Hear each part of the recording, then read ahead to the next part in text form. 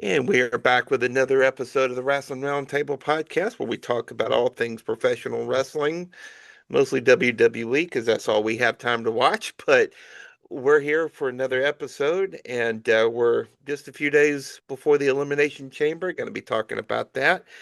But I think we want to talk, first of all, about perhaps the most cursed faction in wrestling history, the Vision. And boy, do we have some thoughts about that. As always, I'm Ryan. I got my boy Dom with us. And Dom, poor Bronson Reed, man, just what looked to be like a regular kind of like he did a barrel roll in the ring and, a spot that he's probably done 500 times. And then the poor guy tears his bicep. Uh, I hate it for him because this was an opportunity to showcase him a little bit more than what they were doing when Braun Breaker was available. And I mean, the man literally pinned it Roman Reigns clean, and they do Yeah. nothing with that. So this was an opportunity to kind of put him in the Elimination Chamber and have him do some crazy spots and maybe even get to the finals of the Elimination Chamber. Who knows? But man, you talk about snake bit. That whole group is snake bit with the vision of um just bad luck. Yeah, no, completely, completely. Because you got Seth Rollins on the shelf. He's probably, I'm sure he's rehabbing by now. But Seth Rollins tore his, what is it? Tore his rotator cuff, I think it was. Road to the cup, yeah. Yeah, yeah, tore his rotator cuff.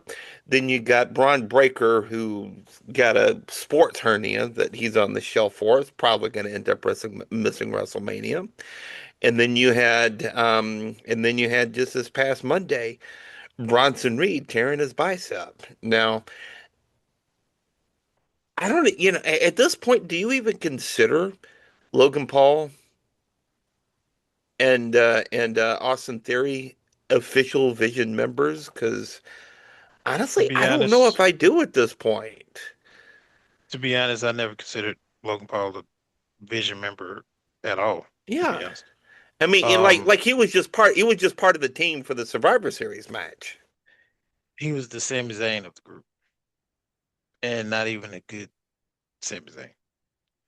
Yeah, facts. He Yeah, was, and no disrespect to Logan Paul because he's a great heel. Obviously, I mean, just being him makes him a heel, but he didn't need to be in that group. Um, and when I envision the vision, quote unquote, I envision like young stars coming up that barely even scratched the surface of the main roster. You had two guys that's been in the main roster for pretty much close to a year, and they had already established themselves as yeah. stars by themselves.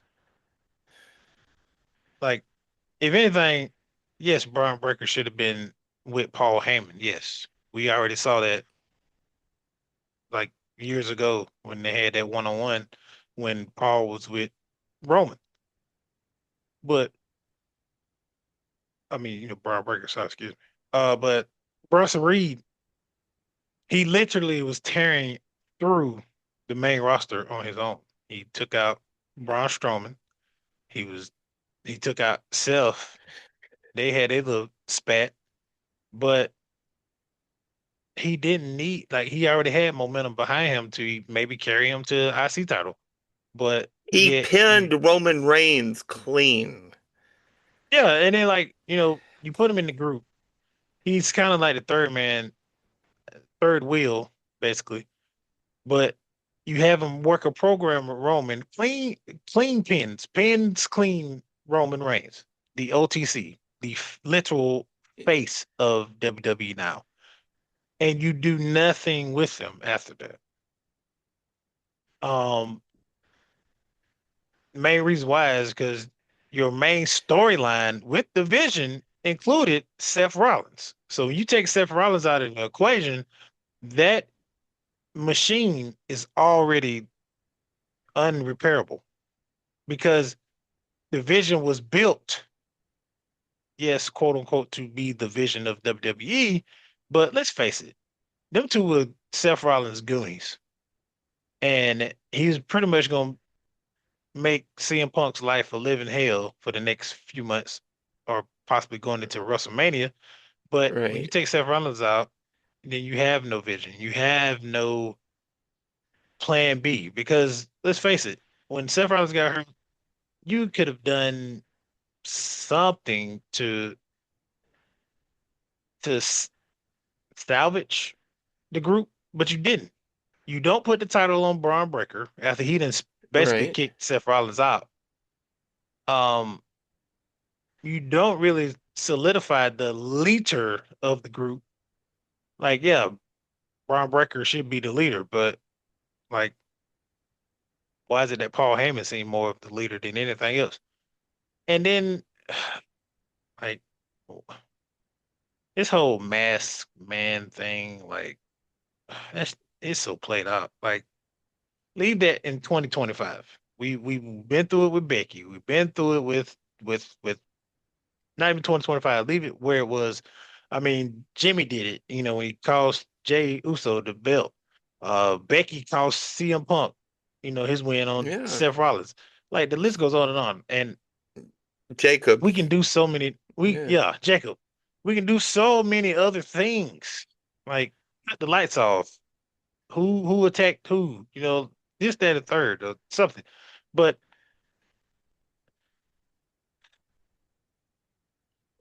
it's crazy how we have so many episodes of like let's be positive, or let's talk something good about WWE, or let's do this.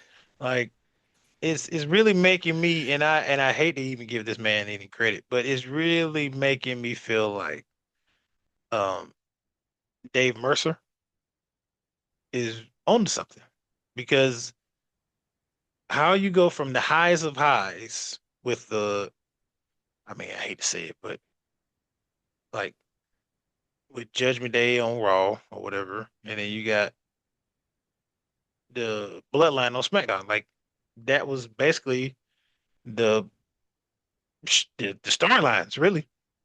And Right. now somehow you still got Judgment Day running around calling themselves that. I don't Careful. know why. Careful.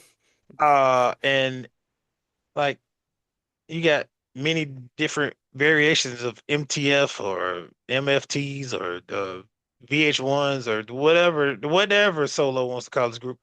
And then like the bloodline is not even the bloodline anymore. Like how we got all these other storylines going on and nothing hits. Nothing catches the eye like, oh, this is good. Like it's just a filler. Everything's a filler until they get something Yeah. right with Roman. Basically, that's what it feels like. Yeah, and that's, that is a shame because they've got so many talented dudes in some of these factions, but it's just getting so heavy with it. But kind of getting back to the whole, to the whole vision thing. If you remember when the vision first came about, they were comparing it to evolution. Now, Don't know. yeah. Now, at the time, it made sense. Okay? Because evolution had, now granted, we're talking like the original vision was just the three guys, but evolution had the two first ballot Hall of Famers in Triple H and Ric Flair. Mhm. Triple H in his prime, Ric Flair definitely on the tail end of his career. By the way, we're recording this on February 28th. Happy birthday, Nature Boy. He's 77 years old today, and which is Ooh. kind of a miracle that he's haven't done a 10 bell salute for him yet. But Right. back to the talk about evolution. Um, the two wild cards in that group were Randy Orton and Batista. Now, Randy Orton had the famous name, but he didn't have the pedigree on his own yet. Right. Batista just had the insane physique, athletic as hell, great looking guy, but he didn't have any credibility yet because he had just come up from OVW. But that group worked like gangbusters. And I was really hoping that they'd be able to pull something like that off of the Vision because you got Seth Rollins and and Paul Heyman. Paul Heyman's already in the Hall of Fame, but Seth Rollins is on a track to go to the Hall of Fame. And then you had two guys, like two up and coming guys, like Braun Breaker and Bronson Reed, who had all the potential in the world. And right now, right now, you know, I was even hesitating to say this, but like right now, the biggest question is who's in the mask, but does it even matter at this point? Because the mask was attacking people that are already injured. This is going to be such a weird build to WrestleMania, and I don't know if I'm looking forward to it. I'm looking forward to talking about it. Don't get me wrong, but I don't know if I'm like looking forward to it as a fan, and that breaks my heart. Thing that sucked to me about the Vision, it was like a slow decline. It was slow. It was like a slow domino effect. When Seth got hurt, and it was a factor when Ron Breaker had speared Seth Rollins. And I remember us talking about it. Like we were texting each other, and you and I both was like, did they pull the trigger too quick on like declaring Ron Breaker as the guy? You know, like the main eventer. Like they kept saying the future main eventer, future this, future that, future this, future that. And then shout out to our buddy Jeremy when he was talking about like Braun Breaker promo when he was saying like I'm tired of people talking about I'm future this, future that. I'm now. I'm this. I'm right now. And me, I had some discrepancy about that promo. Like I loved it and he did bring that energy to it, but it just felt like a, you know, Scott Steiner promo to me. And not to say that Scott Steiner can't cut a promo, but it's just that prototypical I'm this, I'm that, you know, I'm the biggest, baddest guy, I'm a genetic freak or whatever the case may be.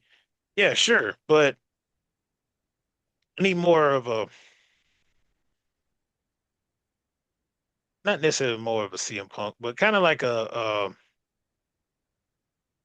pointing out somebody's flaws and just like picking up a mirror and pointing it at that person, telling them why they're so terrible or whatever the case may be.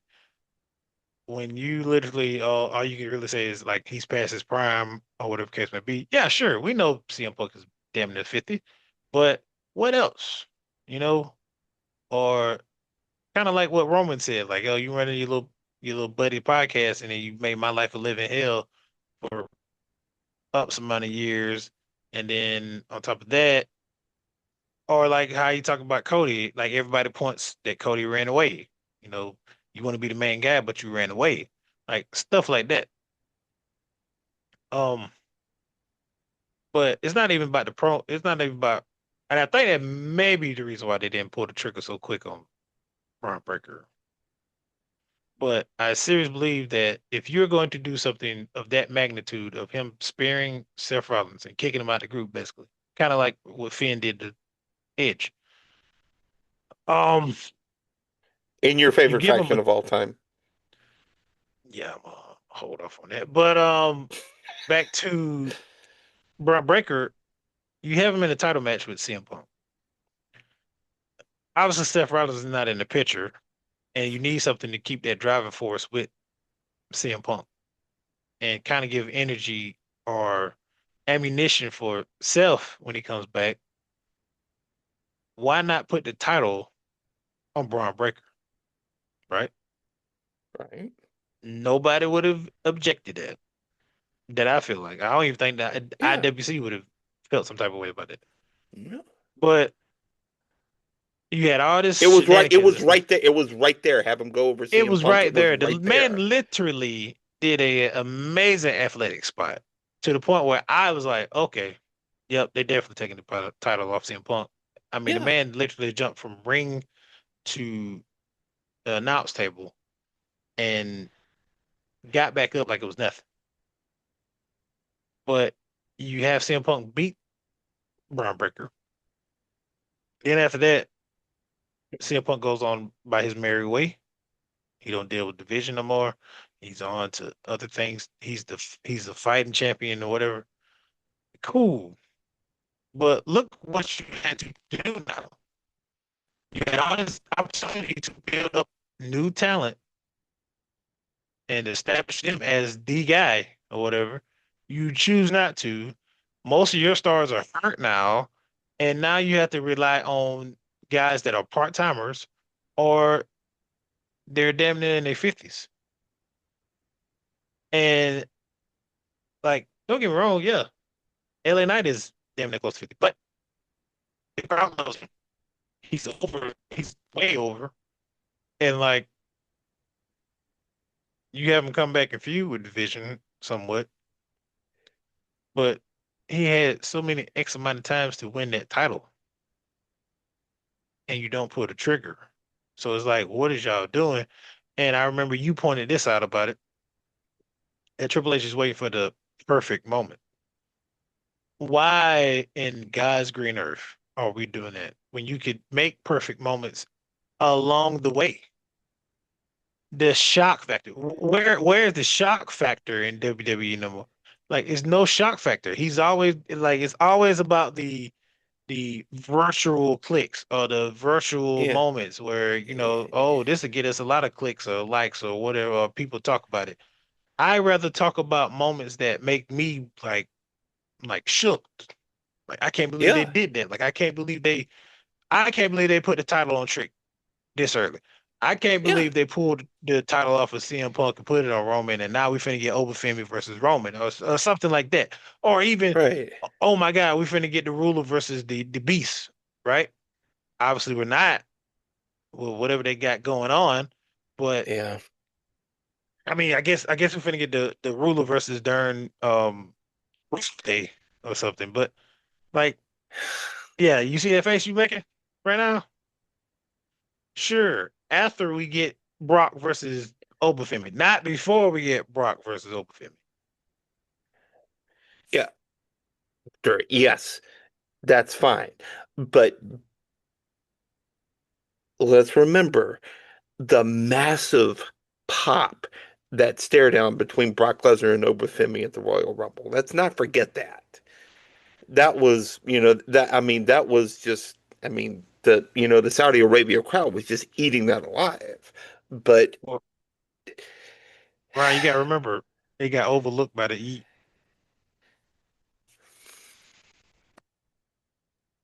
They was in there, they did a couple spots, boom, boom, boom, and right. then here comes Jay, and it's just like, oh yeah, Jay's coming out. Let's eat. And then Brock didn't want to sit through that.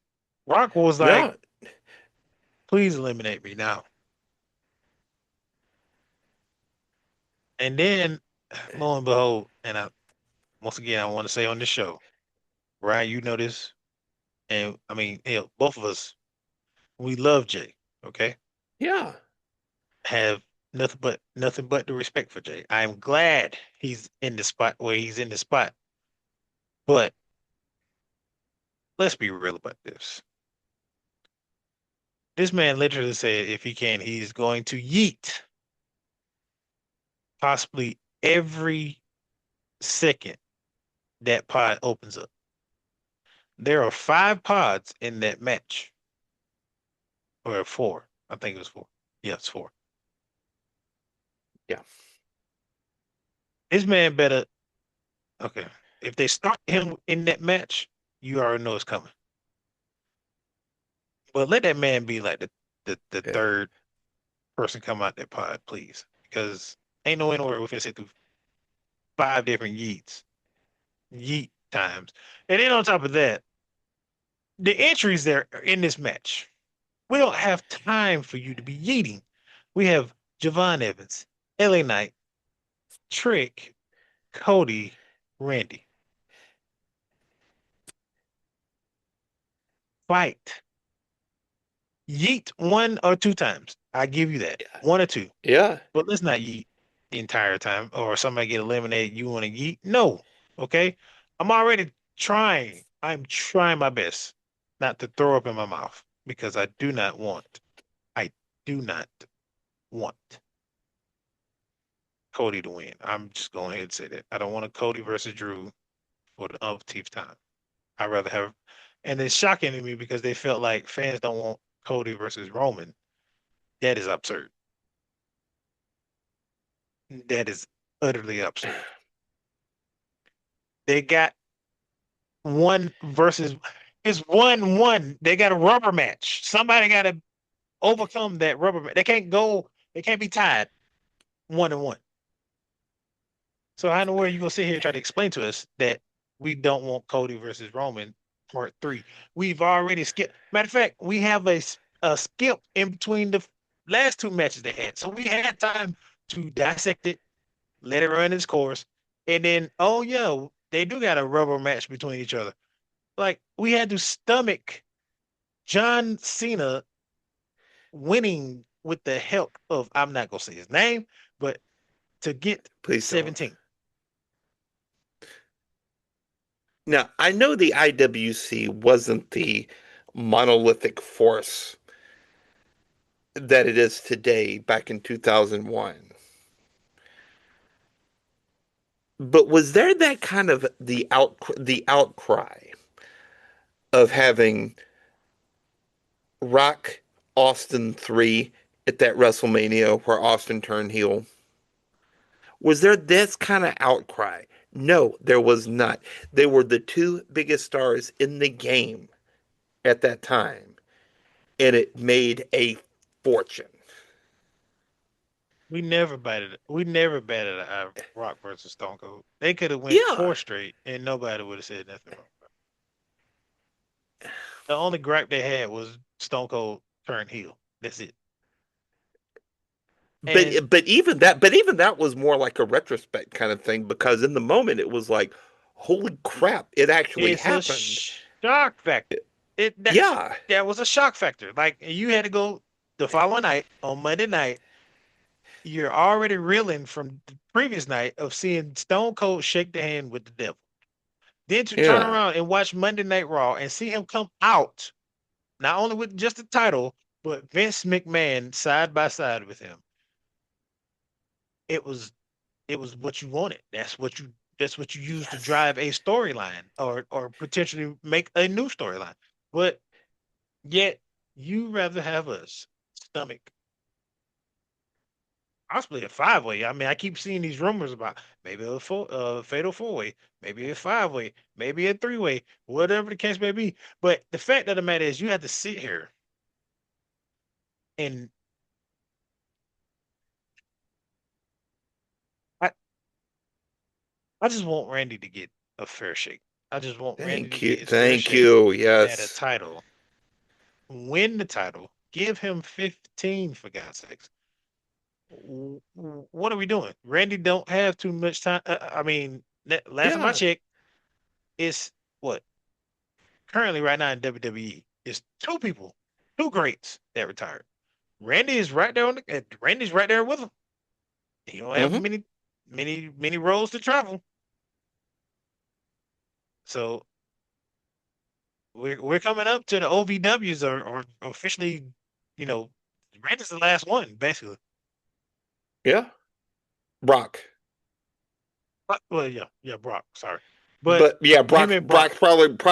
Brock's probably going out at SummerSlam in I Minneapolis should. this year. Brock barely shows up to work, so it's Yeah, like yeah, Randy's really the only sole full timer left.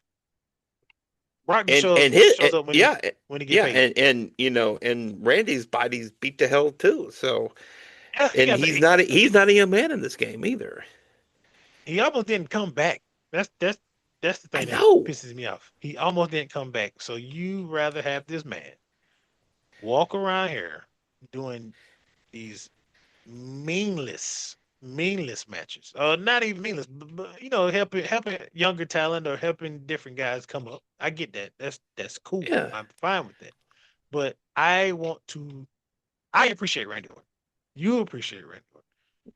We appreciate the character he gave us for this many years. Can you please give this man more respect?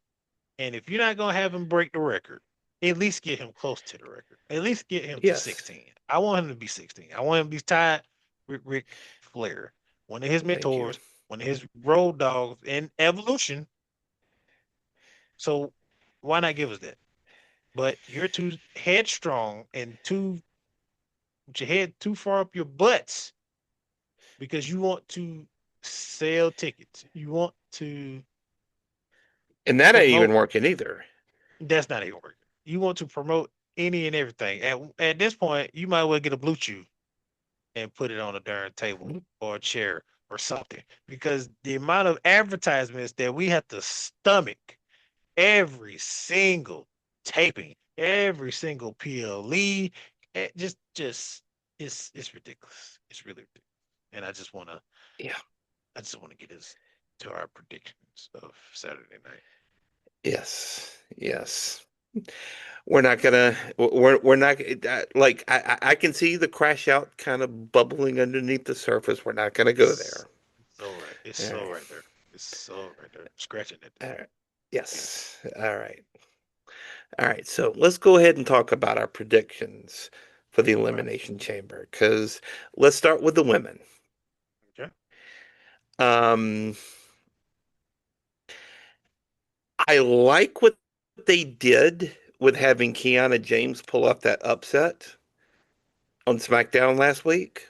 Hmm. I thought the finish was phenomenal. I mean, just with her going over Charlotte like that, that's a rub in and of itself. Yeah. But you've got Tiffany Stratton, Rhea Hmm. Ripley, Alexa Bliss, Asuka, Kiana, and Raquel Rodriguez in the women's elimination chamber. Now, I feel like, and I'll certainly get to your thoughts here in a second, but I feel like Rhea makes the most sense to go against Jade Cargill, but I feel like that's kind of the chalk prediction.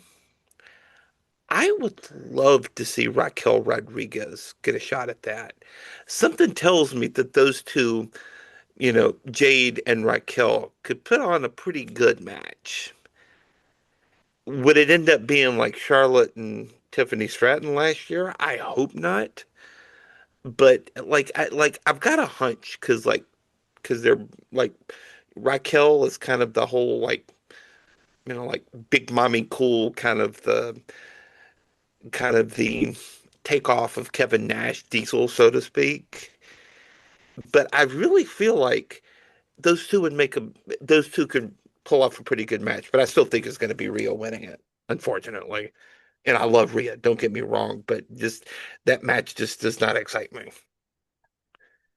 You see my reaction right now? I got my glasses on my eyes because like my glasses down on my nose because Yeah, before we got on the show, obviously I said real, but I said it's a pick that you probably may not like or probably want, but you just said it. That's the pick yeah, I was thinking because in my mind, this is what I'm thinking. Liv chose Stephanie, right? Raquel has a as you know me, you know how I feel. I've been saying this numerous times on this show. I want Judgment Day over with. I want it mm, done, done. So, with that being you, said, you've made your point very clear on that. and you know what, I'm sitting here thinking, I'm starting to get more excited about WrestleMania. You know why? Why? Because it's the road to the obliviation of Judgment Day. This ain't even the road to WrestleMania for me no more. This is the road to the end of Judgment Day for me. Damn CM Okay. Punk and Roman. Just get all of it. Like my Right. excitement leading up to WrestleMania now is the end of Judgment Day because Liv chose Stephanie, and yeah, sure, people thinking, oh, she chose Stephanie, so they definitely gonna put the title on her. No, they're not. I feel like, and yes, Liv deserved to be in the spot she's in. She just worked hella hard. I love her character. You know, she's the heel that you despise. She's doing everything right. Stephanie is our girl. Like, what better way to elevate Stephanie and get her over with fans, more WWE fans than people that follow her from NXT or Mexico or this that. But to have her have this rivalry with Liv and basically win when nobody probably expects her to win because I mean it's Liv Morgan. So, but then Right. on top of that, on the flip side, think about this now. Walk with me, talk with me. Raquel wins the number one contender match. She goes into WrestleMania to fight Jade. She beats Jade, right? Mm-hmm. She has the title. Liv does have the title. Liv is envious of that because how is it that I had my title before I got hurt? Oh, well, no, no, no. I lost it to Rhea. I got hurt in I think in the Queen of the Ring qualifying matches, Yeah. Yeah. just to Yeah. come back, get my opportunity back, lose, and then my sidekick, quote unquote, best friend, she wins the title. And like, oh, I'm so happy for you, blah, blah, blah. But then going into Tampa, she backstab. Oh, like, well, leading up to Backlash in Tampa, she backstabs Raquel, and now they got a match together for the title. But on the road to WrestleMania, and I'm going here to say this right now, we need a draft. A draft. Where have I heard this before? Since ESPN is involved with WWE all of a sudden now, Right. we got the NFL draft coming up. We got you know the scouting combine going on right now. Why not Mm-hmm. incorporate their own version of the draft and just draft people to respective brands? And let's set the rules accordingly. Like I'm sick of this. Oh, he's on Raw, he's on SmackDown. But why they flipping brand? Like why they just randomly popping up on each other's brands and you don't say anything about it? Or you Yeah. remember that little stipulation where they said, "Hey, when you lose the belt, you can't get a rematch." Oh, they just threw that out the window. How many rematches did we get with Drew and Cody? Like this is ridiculous. So when they have this draft, let's set a stone. Who gonna be on what? And then follow through with it. And then do something with the draft order. Like you drafted Carmelo Hayes number one on SmackDown. Mm-hmm. And it took how long before he really got, where he at now? It took forever. Yeah. He had one match with Cody, and that was it.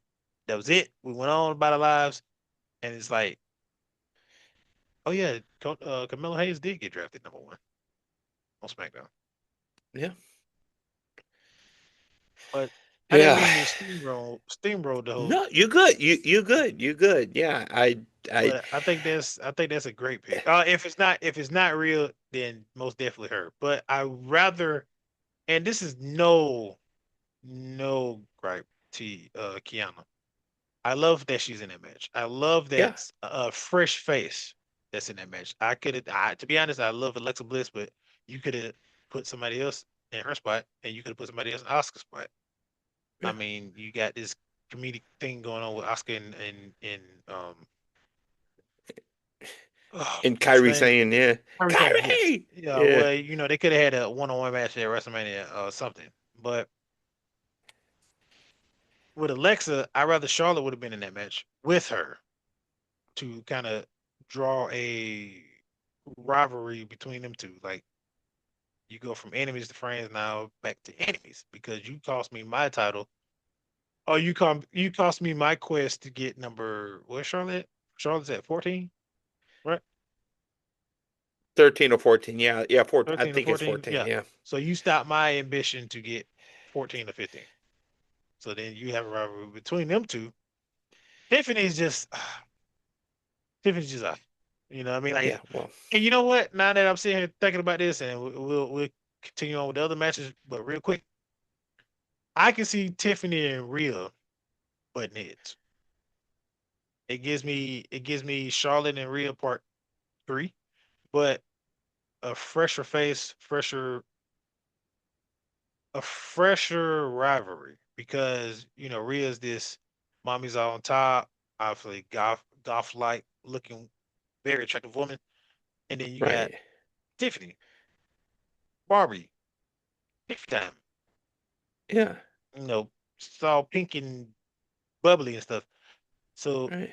Rhea can have her compare and contrast, and they can have a little rivalry going with them two. Um, my thing. Do you take wait. I think I think they got a match tonight. I mean tomorrow night, sorry. For the tag team titles. Nia Jackson, Lash They Legend. do. They do. Yes, on SmackDown Friday. I call this, and I think I told you this. If they take the title, if they take the tag team titles off of Rhea and Io Sky, Rhea's going to win the Elimination Chamber. If they don't, they're going to carry those tag team titles all the way to WrestleMania, and they're going to wrestle against your favorite tag team, the Bella Twins. Oh, I hate you. Why did you have to go there? We like to give little Okay. slight jabs to each other every now and then. So Yeah, yeah. I know. I know. I know. Oh God. All right.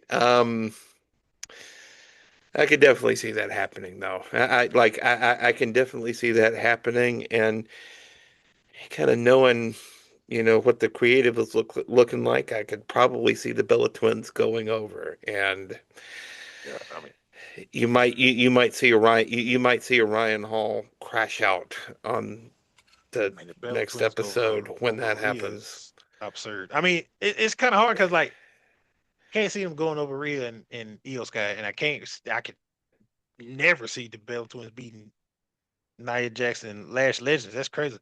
So Right. it, Woken Warriors, I could see that'd be great, Yeah. but they don't have the Yeah. titles, so Yeah.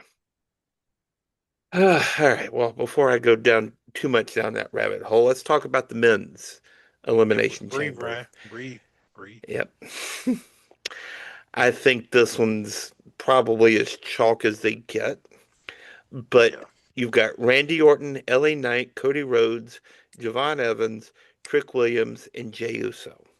Now, full disclosure, Jey Uso, the only reason why he's in that match is because Bronson Reed got injured in that qualifying match on Monday night. God help us if he wins that match.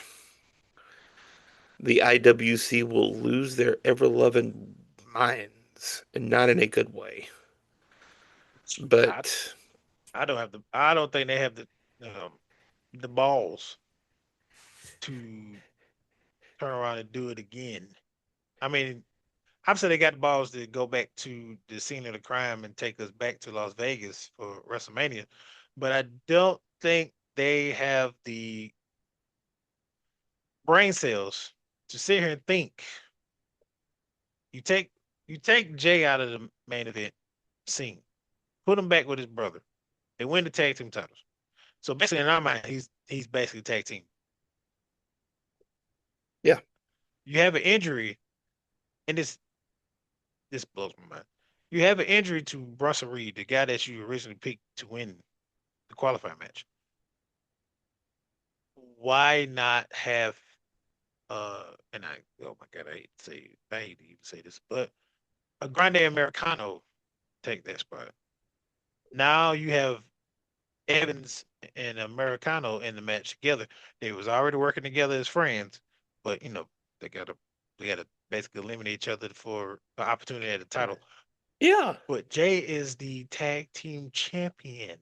yes, And y'all sitting here trying to convince me that Jay is back in the main event scene is absurd.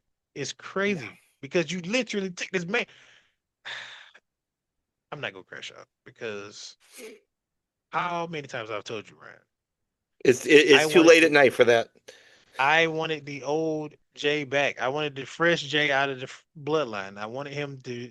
I wanted that Jay wanted to prove people that he's a singles competitor. Blah blah blah. He's main Right. event Jay Uso. You did it. He won the world title. He's really main event Jey Uso.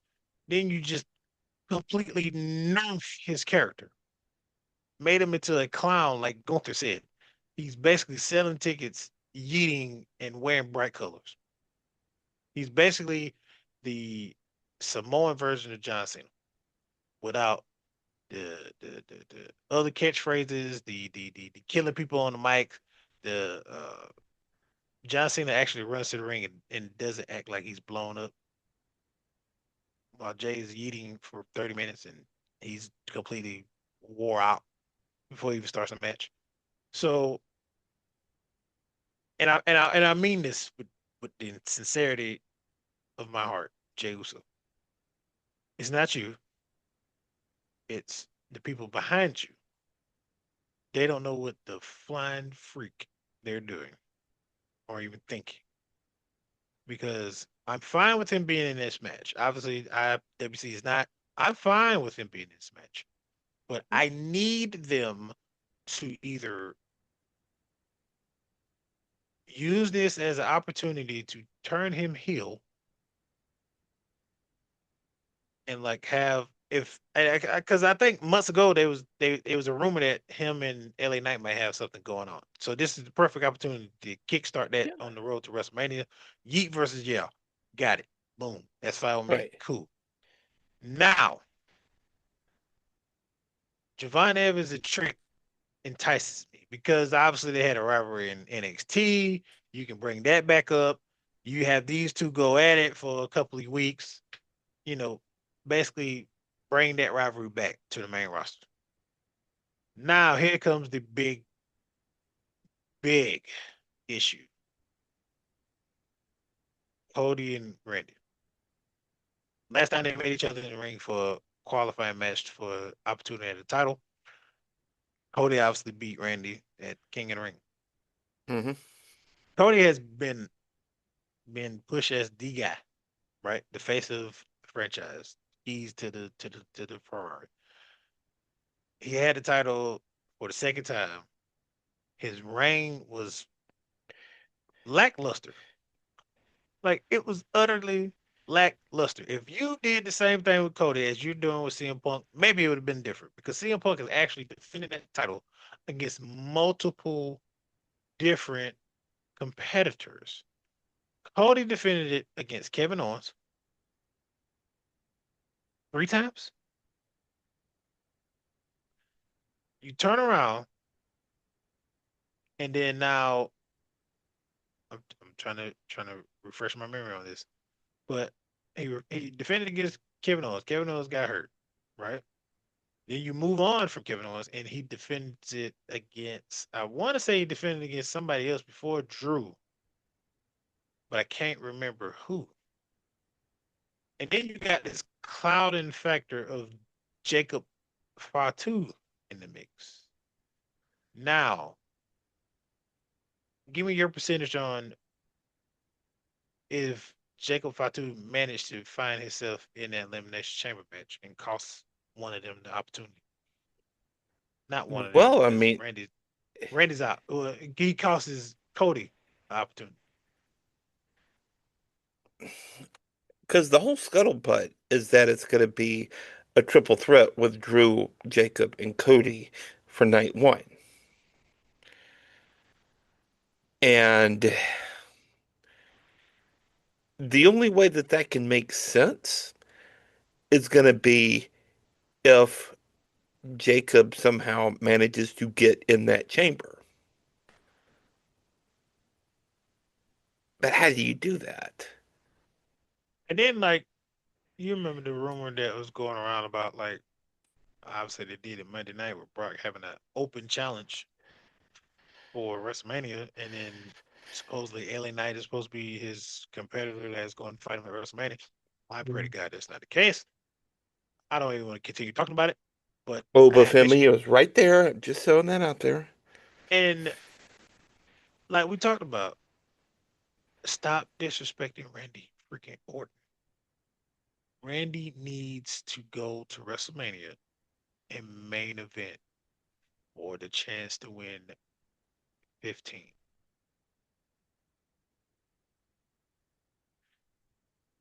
We need it as wrestling fans. Drew needs it because, bruh, you win your title and the main person you just feuding with is Cody. You got a whole buffet of other competitors that you could be beefing with. Like, I just, and it's just wild how you and I talked about this. Like, man, the man makes the title, not the title makes the man. Hmm. And that void that Roman left, it makes the undisputed title, feel like the secondary title compared to the world title. Yeah, Drew, I hear you. I get it. Some people may feel differently, and I do. I get it. I that's what I'm saying. It's the undisputed title. But even then, why are they pushing the world title as the biggest and greatest WrestleMania main event? Obviously, it's going night two. There's no doubt about that. Yeah, obviously. But why are they doing it? Because it's CM Punk, Roman Reigns, the two driving factors of making that belt the belt of the night.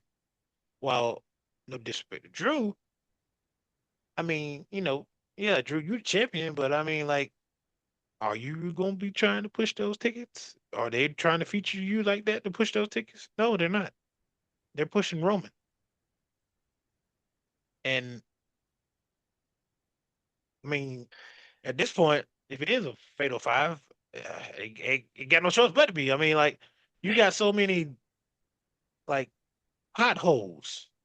Jacob, um, Cody still chasing after the belt. Uh, maybe Randy. Then you got Sammy, and then you got Trick. I mean, at the end of the day, Trick got a cup of coffee, and he's more over than Jay. Go figure. The man comes out and says, "I got lemon pepper steppers on," and people ate that up. And I see more TikToks of Trick Williams' interest music than I've ever seen someone who just barely graced the main Yeah. roster scene. Been in the main roster for a minute and a half. You've been in the main roster for a handshake and is one of the most over superstars on SmackDown. You put that title on Trick Williams right now, and this is a whole different landscape.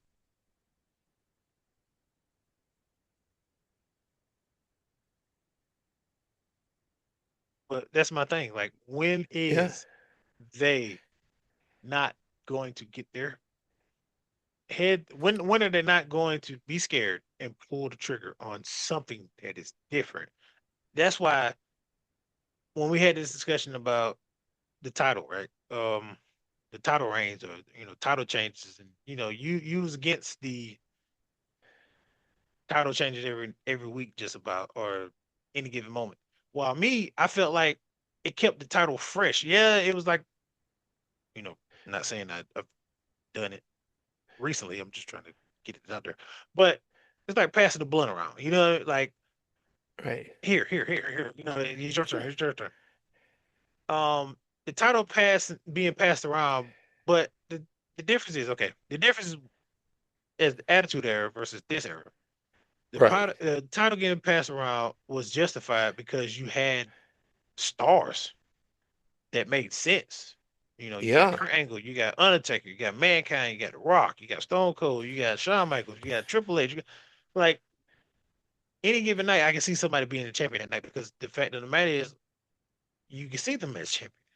I mean, you had title changes on Monday Night Raw, not just on pay-per-views. Yeah, not just on pay-per-view. So that's why it made the title like hot because like, yeah, I could defend the belt on a pay-per-view. Like I want to defend it on a pay-per-view because that's the big payday check. But like you had guys like, no, I'm not waiting for the big payday check. I want to be champion now. Versus like now, which this is kind of ironic because I'm thinking about that interview that CM Punk had talking about how everybody's basically making the same amount, the same about the same base pay. But obviously you got bigger stars that sell more merchandise, so they're gonna get a bigger check. But when you're sitting here making the same figures as everybody else, which is comfortably, why would I push to be champion? Why would I push to, be featured on TV more when I'm getting paid just sitting and catering?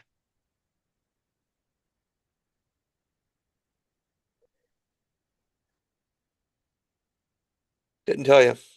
Couldn't tell you, and it doesn't make a bit of sense to me because I I definitely kind of prefer kind of the old school look on those titles, right? Like, when Hulk Hogan had the title for so long back in those days, when, when Savage or when the Ultimate Warrior finally beat him, it shot them to the moon. They should have been able to do that with Cody when he finally beat Roman Reigns. But as I've said until I'm blue in the face, he's a better chaser and the champion. But my point is that they like you they're not they've got some great stars on this roster, Yeah, but they don't but these stars are not going to be around forever. no, I mean, Cody's in his 40s. Roman's in his 40s and he's in remission from leukemia. CM Punk is pushing 50. AJ Styles, we're going to talk about him, just retired. He's pushing 50. Randy Orton's in his mid 40s. These are guys who are not going to be around forever. And then you got Rey Mysterio, who's, you just breathe on his knees wrong and they're going to go out. He should have retired years ago, but not going to try to pile on him. But no, you had guys like Kurt Angle, you had guys like Mankind, you had guys like Austin, Rock, guys in their 30s, guys in their 20s and 30s who were just incredibly over. There has never been a WWE champion born in the 90s. And that fact just still blows my mind. it does. It does. Because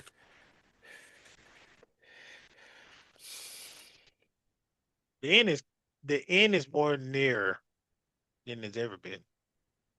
Yeah. Like I remember we would sit and think about things like that. Like, oh man, such and such retired and like I think recently, hold on, let's see. Somebody had recently retired. Oh, Undertaker. When the Undertaker retired, it was just like, oh man, like that void is huge because it's no one ever going to be that big as the Undertaker. And I'd be lo and behold, Roman Reigns defeated. But look what they did. They passed the torch. Roman beat Undertaker, which obviously beating the Undertaker at the age of 55 or whatever the case may be ain't that astonishing when he barely can get to the ring.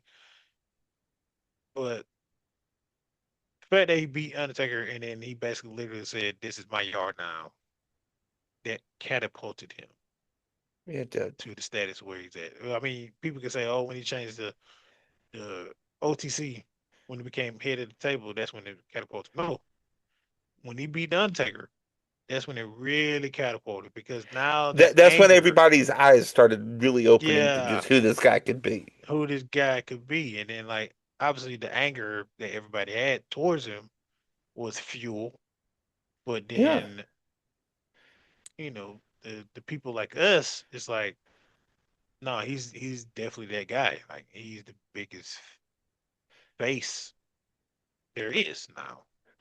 Whether it's babyface or heel, it's like you beat the goat, one of the goats, yeah.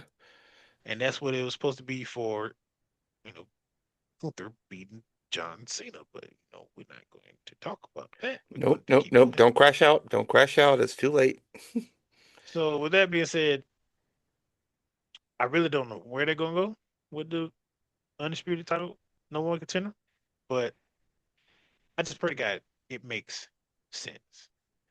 I want it to be Randy, but if it's going to be Cody again, it has no choice but to be either triple threat, fatal four, 5-way. I mean, whatever the case may be, uh, you know, 3 stages of hell, or just do it. Um, I think you sent me that link. The last time a title was on the line at WrestleMania with multiple people for the title, it was a Hell in a Cell match. Yeah, yeah, yeah, yeah, yeah, yeah. No, that, yeah. I'm trying to think of when it was, but yeah, So, I mean, if you really want it, I mean, let's be honest, Ryan. In order for us to get excited about anything pertaining to that title, we definitely gonna need a stipulation match for that title because you trying to sell us Drew versus Cody at WrestleMania again for the title. I'm gonna take a hard pass on that. Matter of fact, you can use that. You can use that as the opening match for night one, yeah. so we just get it out of the way.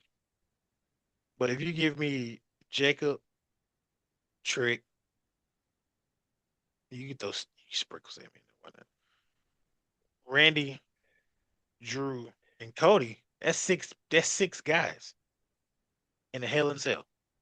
Anything else, a lot of spots can be filled as far as like the shock factor of oh my god, I can't believe you did that. Or you can do a callback.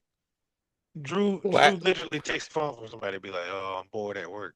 Brother, you in the middle of a Hell in a Cell match and you text bored at work. There you go. There's your how idea, about WWE. how about a ladder match? How about a six-way ladder match? Oh my God. That would be wild. But But it's got to make sense. it gotta make sense. And Yeah, my prediction for it to make sense is just give Randy Orton the opportunity.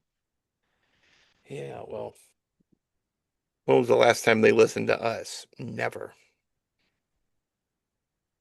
Yeah. To lighter news, I do want to. Oh, before we get to the AJ Styles thing, I know you had some thoughts about that, but you texted me a couple of days ago. You said you Oh, had a oh, theory about who was in the quick, crate. quick question. Quick. We got Yeah, two yeah. more. Who you think will win the world title? Obviously, that's Oh, a with the chamber. Yeah, I think Punk's gonna go over, yep, but I think Dom's gonna cost Finn Balor somehow that match, and that sets up an IC title match at WrestleMania. yep. Now, I mean, that's pretty much work writing on the wall. Or Dom and JD is going to cost Finn that bill. JD is going to get the blunt of that leading to road to WrestleMania, and then Dom is going to get that match between him and Demon Finn. That I could get aligned with. That I could definitely get aligned with.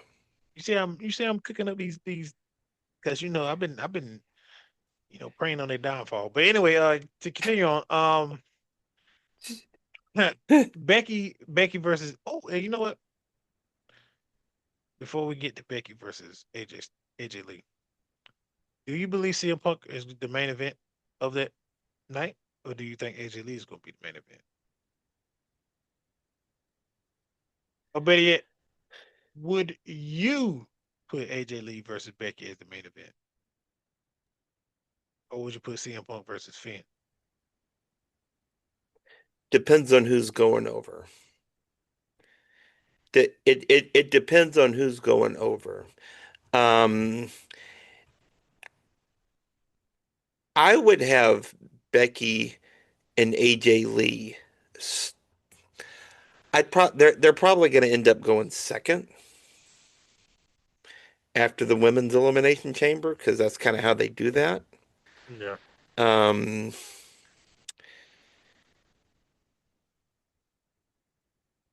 but I think I would have I think I'd have Punk, and if for some reason they have Finn go over Punk, you definitely got to have that close the match, close the show. Or Finn go over Punk? Yes. Yeah, I mean, I get it. I do I get don't it. think it's going to happen, but Right. if the unlikely event that it does, I think you got to close the match with it because that's going to get nuclear in front of his hometown. Oh, absolutely. To be honest, going into Elimination Chamber and seeing the magnitude of the matches going into it, I think the women starts off women Elimination Chamber. Second, I believe that because respectfully, both are hometown people, so I I think the men's go next. Obviously, CM Punk wins over Finn, so I think he go third. But this is AJ Lee's first singles match in over 10 years, Yeah. maybe even more. She's in her hometown.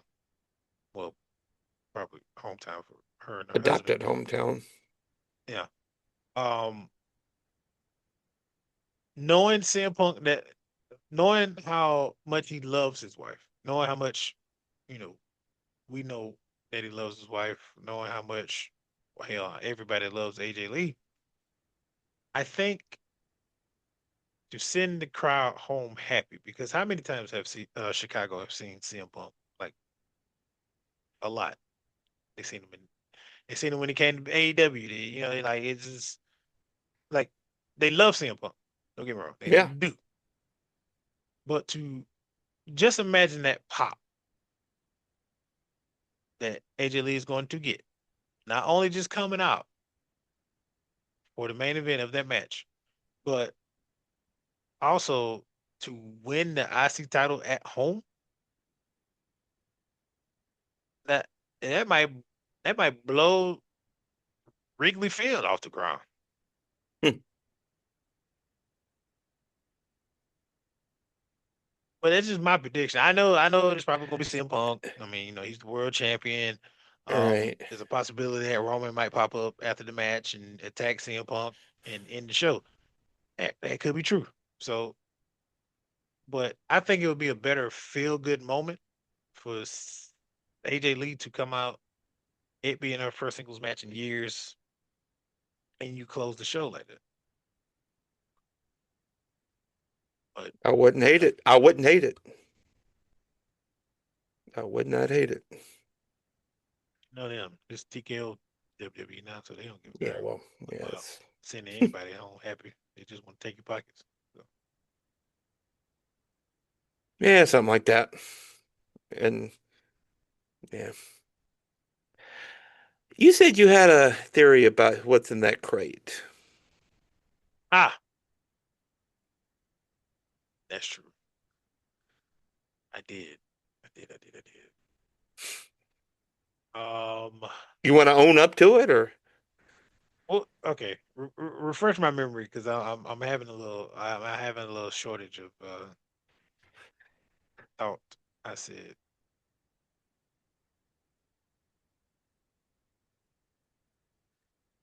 You I said you said think you said you think you know who's in the crate. okay. And I thought and I was gonna, I was joking that I thought it was gonna be Danhausen, but you said that it's not him. Yeah, I don't think it's Danhausen. I think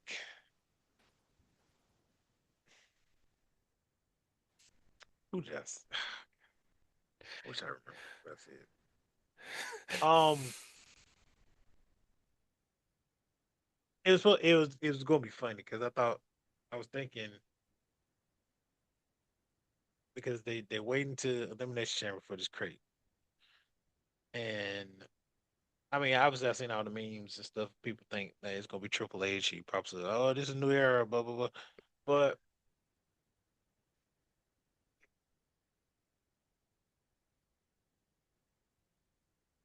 I think I had a theory on who it might be, um, with them being in Chicago and really just I was trying to go through my mind and try to figure out who's been hurt and maybe it's close to coming back that we haven't talked about in recent months. Obviously, Kevin Owens is the biggest one, but I don't think Kevin is quite ready yet. If ever. Um, and for the life of me, I wish I would have wrote it down, All right. but I found the I text. I found the text in our group chat. You said, I joked that it was Danhausen, and you were like, yeah, and no, not him. I think the person in the crate is a person that has a mind capable enough to rub two sticks together to make a compelling storyline and not sit there blowing smoke saying something that it's epic or a new era. yeah, that's right. That's what it was. Yeah. That was my that was my prediction.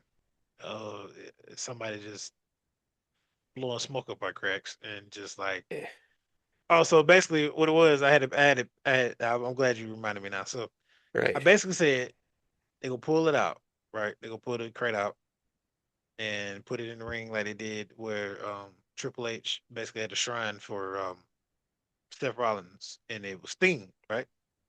Hmm. But mine was they gonna pull the crate out. Okay, let's see who was in it. And it's a little TV screen and it's basically saying, um, look guys, we something crazy where it's just advertisement, basically. Like another ploy to advertise something. So Oh God. Oh God. All right. Well, I know for one, I can't not wait for that. I could seriously go without that. I mean, Yeah. I haven't even thought about that crate. The only time I Yeah. even think about the crate is when they actually show it on TV and Adam Pearce is get with that dumbfound look and it's like send it to SmackDown. I need a drink. Yeah. All right. Well, enough about that stupid crate. One more thing that I want to talk about before we wrap up here. And as you know, if you've been following us for a little bit, we've been looking to give away a signed Mick Foley t-shirt that my guy Dom got on his birthday, by the way, that we're giving out to one of you. And, we're looking to give that away next week, are we not? Yes. So to our followers and people that may have or may not have been listening to the show, uh, my birthday was in October, and I had a fortunate experience to meet the great hardcore legend Mick Foley. He signed a Raw is War t-shirt that had him and some of the fellow Attitude Era greats on it. And he was so gracious enough to sign it, and I just wanted to give a piece of that feeling that I got from getting that shirt signed, and wanted to give it to a listener of the pod or just anyone who happens to have followed our Facebook page, or even our Instagram page, like and shared it. And also, I will be going live on TikTok from not tonight, but I'm gonna try to go from Friday to Wednesday, and just basically I'll be on live, and anybody that's on there, you can give a galaxy to get entered into the contest if you're not a follower, or if you do follow us, just comment on our page. So we would like to get everybody in before we do the drawing, Yep. and once we do the drawing, we'll do it live on our show Thursday, Yep. and I'll figure out an app or something we can put all the names in, and we'll do the drawing. So Absolutely. Absolutely. And speaking of your TikTok lives, you had a interesting new follower that showed you some love the other day, yeah? man, yeah. So I got the pleasure of getting a follow from a particular superstar in the name of the R Truth. My man Ryan Killens follows me on TikTok, and the reaction that I got, Ryan, I thought you would have thought I won the lotto because Ron freaking Killens, rapper, wrestler, just the greatest like gimmick on WWE. Like it's not a time that we're not literally like texting each other back and forth, laughing amongst the wrestling group about him doing funny segments. And I literally told him, I was like, "Yo, your segment with Kit Williams, you had me on the floor." He was like, "Oh, you saw that?" And I was like, "Yeah." Like, I mean, like that's one of the highlights of SmackDown. Like, that's one of the reasons why I watch SmackDown is just because of Ron Killings. And like now, and I mean, like he happened to be on one of my friends' lives, and like she was telling me about it, and she don't really watch wrestling like that, but like the people that be on her lives, he had popped in, and they was like, "Oh snap, that's our truth, that's our truth." And she didn't know who he was like that, but then like he was like, "Yeah, I do music and this," and so she would like basically play some of his music while she's on live, and like everybody was just vibing out listening to it. And then like she told me about it, and I was like, "What? That's freaking art. That's our truth." And I so happened to be on her live one night, and he popped back in, and I was like, "Oh snap!" And I tried my best not to geek out too hard. Like I literally told him, I was like, "Look, I'm sorry, I'm geeking out right now. You one of my favorite wrestlers of all time. Like you are literally the goat, like to me, because like I used to watch you as a kid." And with the little Jimmy and this and that and third, and like bro, you was literally a vampire. Like you've been through every era of importance in WWE. So, and he was like, "Man, appreciate that, man. Much love, this, that, and third." So he followed me. So I was like, "Yo, Yes, like yeah. to go from meeting Mick Foley last year to now getting followed by our truth, and then like it's humbling, and then also like it's exciting because like it's just these small little steps, like, and hopefully we get more wrestlers to follow us Yeah. and me, and Love like to interview some of them. would love to interview them. Like Yeah. that's one of the dreams of our pod is to like get people in that air, like that world, to even just sit and talk with us.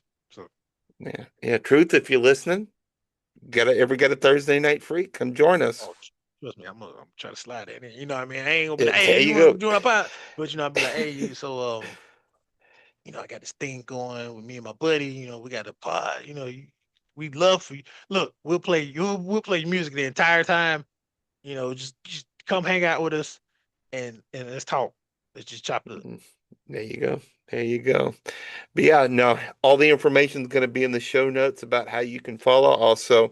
Um, also a link to Dom's TikTok is going to be in our show notes. So um, definitely check that out. But um, last but not least, before we wrap this up here, really great segment to close out Monday Night Raw, to close out a really kind of a lousy episode of Monday Night Raw, to be real about it, with all the injuries.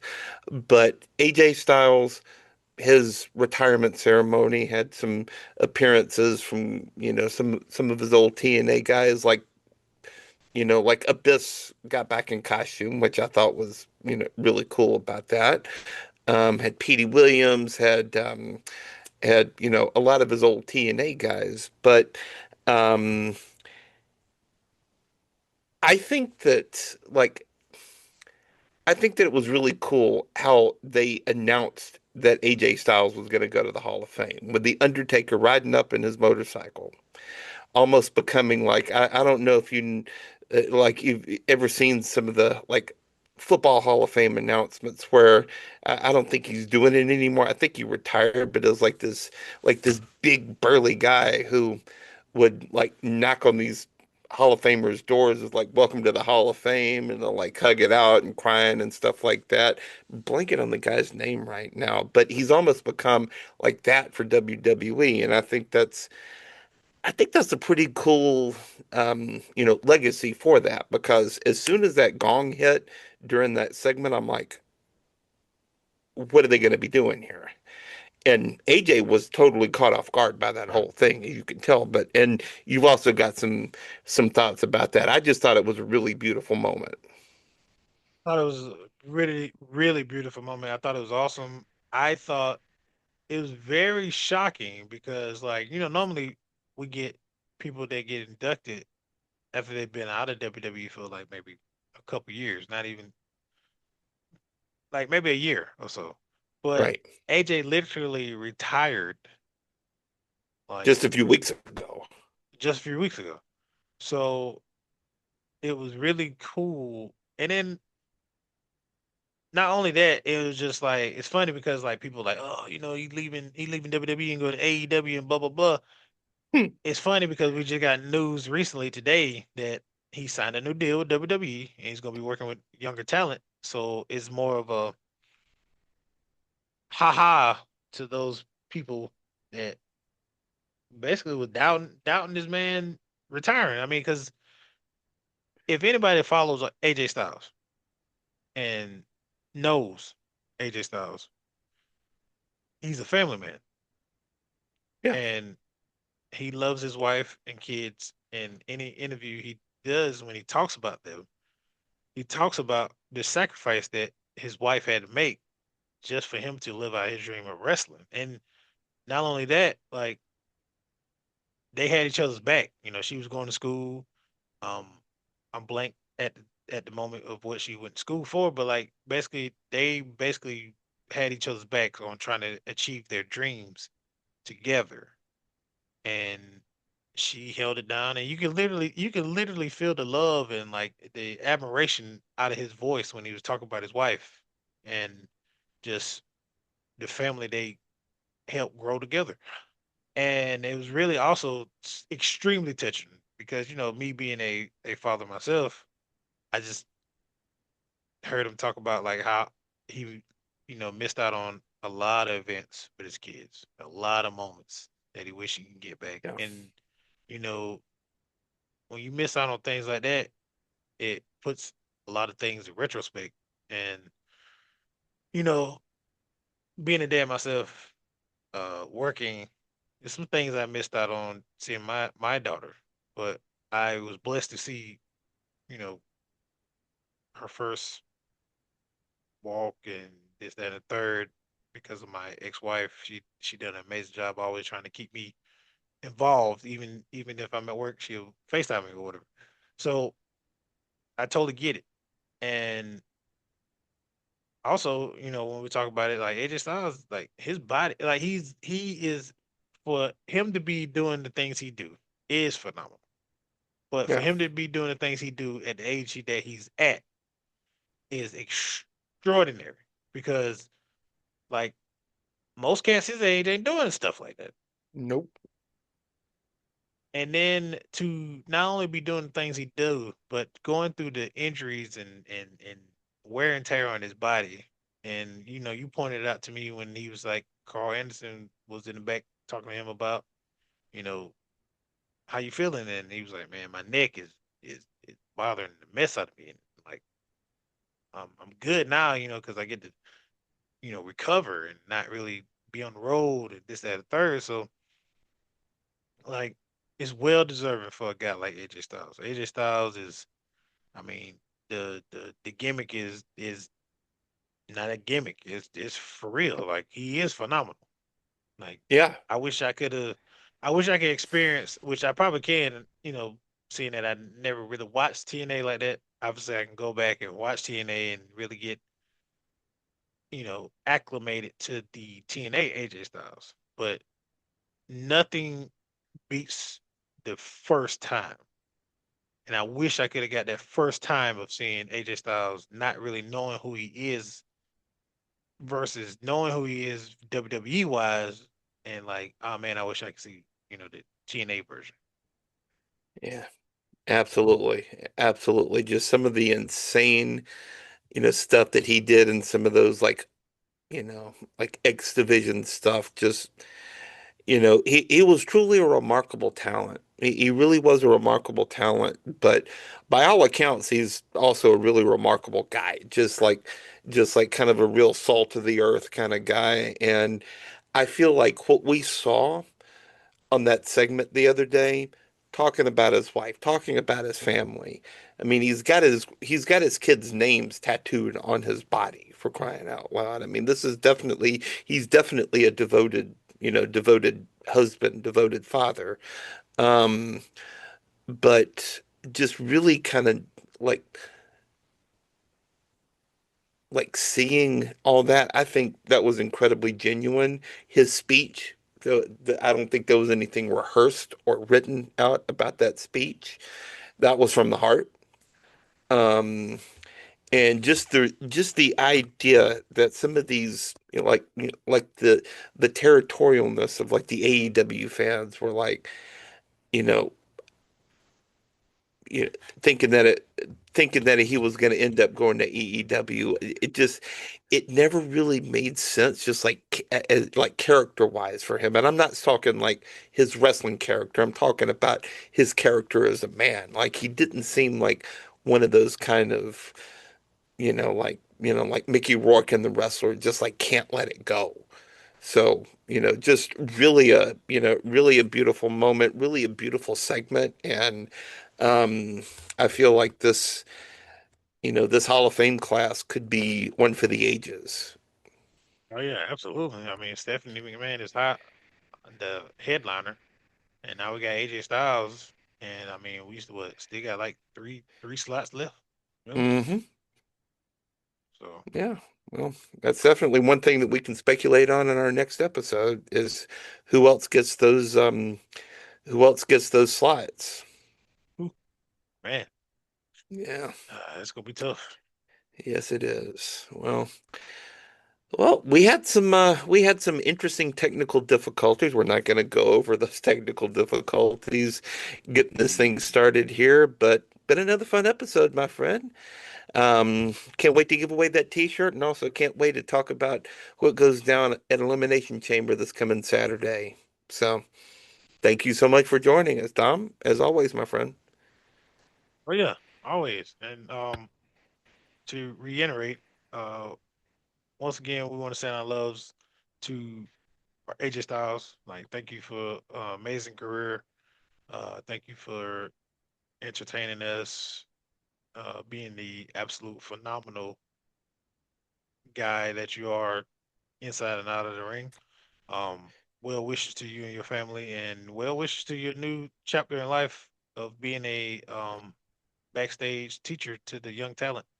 I'm sure Absolutely. with your tutelage, we're definitely are in good hands as far as watching the new upcoming talent coming to their own. Absolutely. So, Absolutely. And just to kind of piggyback on that before we wrap up, would you rather would you rather watch your daughter, like her school dance from a wheelchair after you got paralyzed, or would you rather dance with your daughter at a school dance? I would dance with my daughter. I never blame any successful athlete for retiring while they can still walk, where their brain, hasn't been scrambled. I will never fault anybody for that. And I truly would really wish that WWE hear this and like with the talent that are aging, the Randy Ortons, the Brock, Brock Lesnar's, the yeah, I mean Roman's getting up there. Like, Yep. please give them their flowers while they're here. Please use them in the best of their abilities while they're here. And I say that obviously because Randy is, I mean, Roman is definitely being used the way he needs to be used, but Randy Orton needs to be featured more than what they're doing with him. And I get it, you're using him for other things that he's best at, and, the selling whatever, advertising whatever backstage. I mean, at one point he was teaching Astro Speed how to wrestle. So, and I'm not excited about that whatsoever. But hey, to each his own.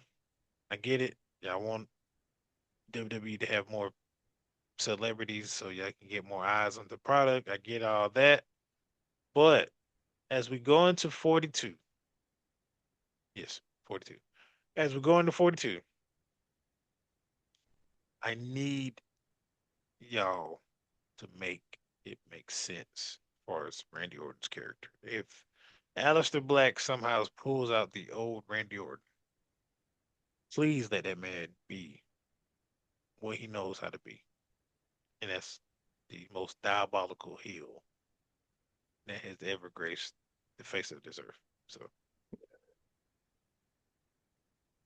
Well, hopefully Elimination Chamber surprises us.